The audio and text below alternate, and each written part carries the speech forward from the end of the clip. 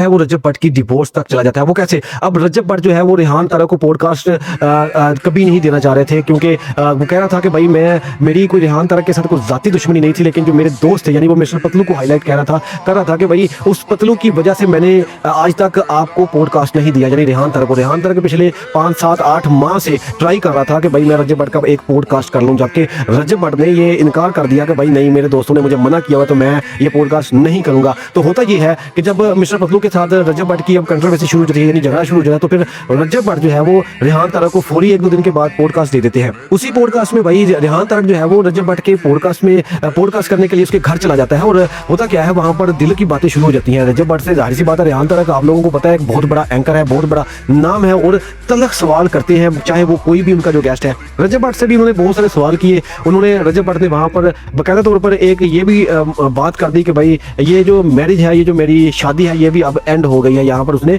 रजब भट्ट ने बाकायदा तौर पर ये बात की जो कि सोशल मीडिया पर बहुत ज़्यादा वायरल हुई, और भी बहुत सारी बातें की रजब भट्ट ने वहाँ पर रेहान तारा के शो में, जो कि दोबारा से कंट्रोवर्सी होती है पतलू की तरफ से। और ये ईमान जो है, जो रजब भट्ट की जो वाइफ है भाई, उनकी तरफ से भी एक ट्वीट होता है, रिस्पॉन्स आता है। तो ये दोनों का आपस में तलाक का जो इस टाइम अफवाहें उड़ रही हैं सोशल मीडिया पर कि भाई रजब भट्ट को ईमान की जो तलाक है वो हो गई है रेहान तारा के पॉडकास्ट के बाद। ये सोशल मीडिया देखिए, यहाँ पर रजब भट्ट की जो लाइफ है, यहाँ मैं एक चीज़ कहना चाहता हूँ कि भाई अपनी जो पर्सनल लाइफ है वो कभी भी आपको सोशल मीडिया पर नहीं लेके आनी चाहिए थी, चाहे वो आपकी फैमिली है, चाहे वो आपके वालिद साहब हैं, वालिदा है, आपकी वाइफ है, आपके ब्रदर इन लॉ है, किसी को भी कंट्रोवर्सी का शिकार नहीं बनने देना चाहिए था। ये रजब भट्ट को चाहिए था।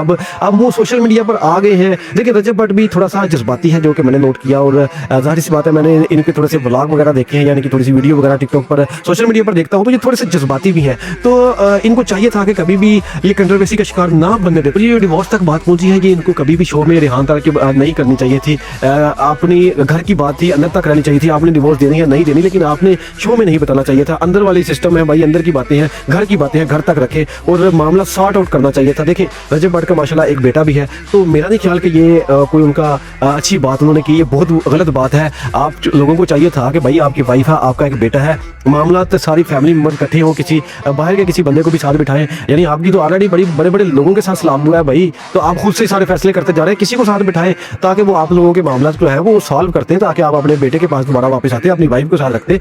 ये चीज़ें आपको देखनी चाहिए थी, ना कि आपने सोशल मीडिया पर आके ये सारी चीज़ें देखी। यहाँ पर मैं एक चीज़ नोट करता हूँ कि अब आपको पछतावा होता है कि भाई आप हर चीज़ अपनी जो है वो सोशल मीडिया पर आके बोल देते हैं, बाद में कंट्रोवर्सी बनती है और वो चीज़ें आपके लिए नुकसानदायक होती हैं। ये चीज़ें मैंने बहुत ज़्यादा नोट की हैं, और आप लोग भी मुझे कमेंट सेक्शन में बता सकते हैं रजब भट्ट ने ये ठीक किया है या फिर नहीं ठीक है, ये आप मुझे कमेंट सेक्शन में भी बता सकते हैं। लेकिन रजब भट्ट साहब, मेरी आपको ये एडवाइस है, मेरा कोई आपके साथ कोई जाती कोई इस तरह का मामला नहीं है, लेकिन मैं ज़रूर आपको एक बात कहना चाहूँगा कि भाई ये घर के मामला थे, आपने घर बैठकर जो है वो सारे मामलों को हल करना था। आपने डिवोर्स देनी है नहीं देनी, आपका बच्चा भी है माशाल्लाह, और आपको लोगों को बिठाकर, अपने किसी फैमिली मेम्बर को, अपने किसी अजीज़ को, बड़े लोगों को साथ बिठाकर भाई ये मामला जो है वो सॉल्व आउट करना चाहिए था। लेकिन आप सोशल मीडिया पर खुद ही सब कुछ बने हुए हैं भाई, तो फिर ये इस तरह के मामला होते रहते हैं। तो अपना बहुत सारा ख्याल रखिएगा।